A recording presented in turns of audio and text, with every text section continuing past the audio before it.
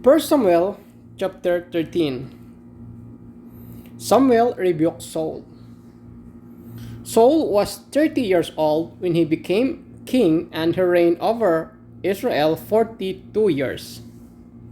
Saul chose 3,000 men from Israel. 2,000 were with him at Michmash and in the hill country of Bethel, and the 2,000 were with Jonathan at Gibeah in Benjamin. The rest of the men he sent back to their homes. Jonathan attacked the Philistine outpost at Gibeah, and the Philistines heard about it. Then Saul had trumpet blown throughout the land and said, "Let the Hebrews hear." So all Israel heard the news. Saul has attacked the Philistine outpost, and now Israel has become obnoxious to the Philistines. And the people were summoned to join Saul at Gilgal. The Philistines assembled to fight Israel with 3,000 chariots, 6,000 charioteers, and soldiers as numerous as the sand on the seashore. They went up and camped at Michmash, east of Beth Aven. When the Israelites saw that their situation was critical and that their army was hard pressed, they hid in caves and thickets among the rocks and in pits and cisterns.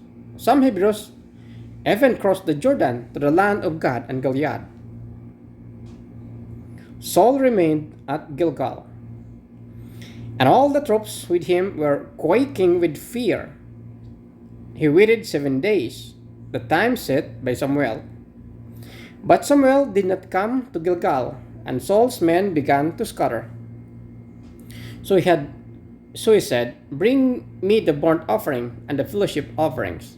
And Saul offered up the burnt offering. Just as he finished making the offering, Samuel arrived, and Saul went out to greet him. "What have you done?" asked Samuel. Saul replied, "When I saw that the men were scattering, and that you did not come at the set time, and that the Philistines were assembling at Michmash, I thought, now the Philistines will come down against me at Gilgal, and I have not sought the Lord's favor. So I felt compelled to offer the burnt offering." "You have done a foolish thing," Samuel said. "You have not kept the command the Lord your God gave you.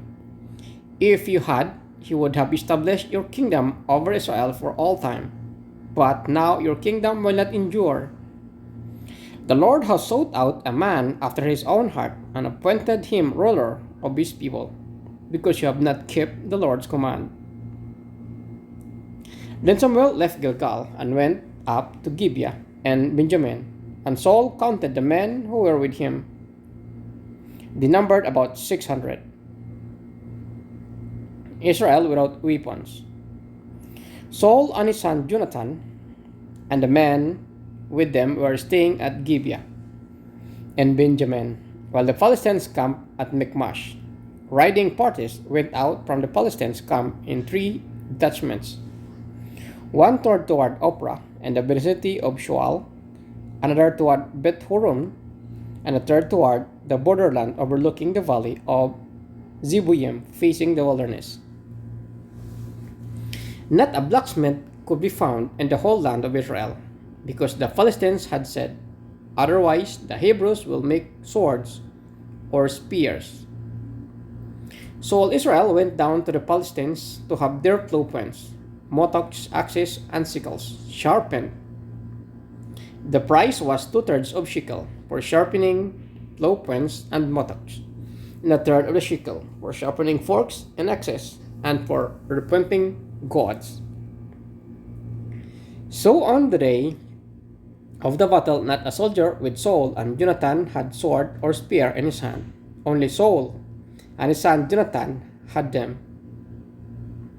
Jonathan attacked the Philistines.